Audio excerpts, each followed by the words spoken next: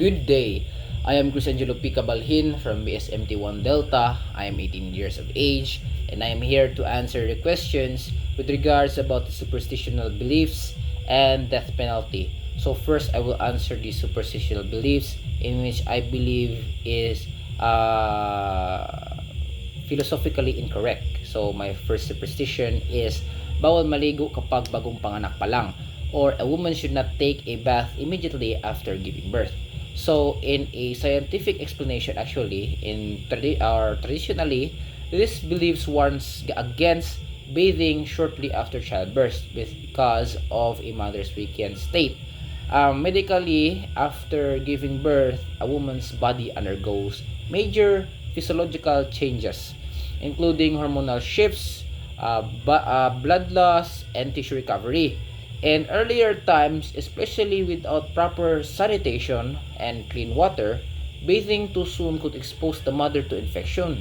Example, through wounds or the uterus. Thus, it will cause hypothermia or postpartum complications. And in turn, it will delay a full bath allowed time for stabilization and healing. However, in modern science, now it recognizes the importance of proper hygiene postpartum. But it also emphasizes caution, recommending gentle cleansing and avoid immersion in water. Example, on bathtubs to early reduce the infection risk. And the biblical explanation, actually, in Leviticus 12:1-4, the Bible outlines the purification period for a woman after childbirth. For example, the Lord said to Moses, "Say to the Israelites, a woman who becomes pregnant and gives birth to a son will ceremonially unclean for 7 days.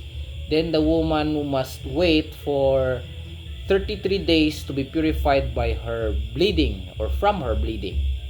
And now let us proceed with the question number 2, in which I will answer, do I agree with death penalty being implemented in our country?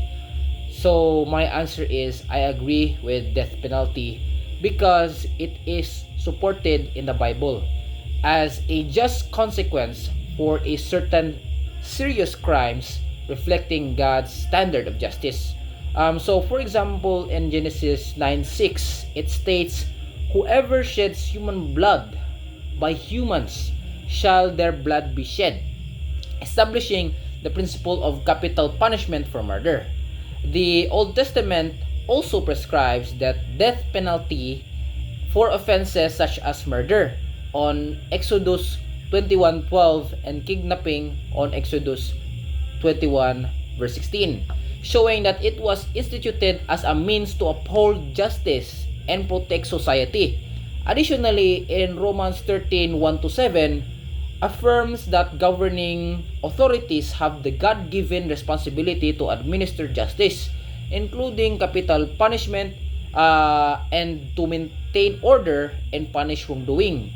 At the same time, the Bible calls for mercy and caution, as Jesus teaches in John 8:7. "If any one of you is without sin, let him be the first to throw a stone at her," reminding us to approach that matters with humility and compassion.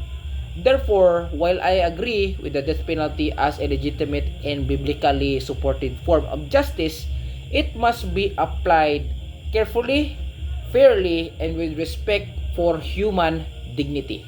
And that is all for my answers for the 2 questions. Thank you.